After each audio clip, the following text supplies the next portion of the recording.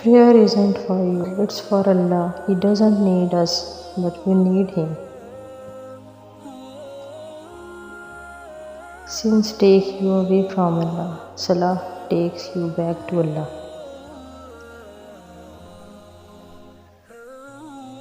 When you are in pain, make a lot of dua. It will not only heal you, but also brings you closer to Allah.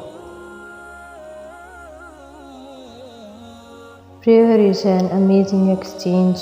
You hand over your worries to Allah and Allah hands over His blessings to you.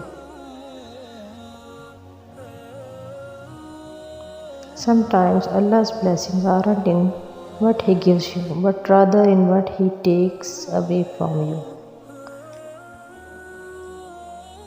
Pray to Allah and be confident of a response.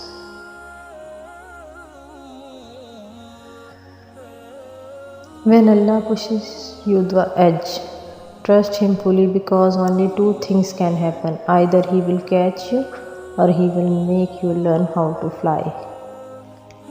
O Allah, pour upon us patience and let us die as Muslims in submission to you. Thanks for watching.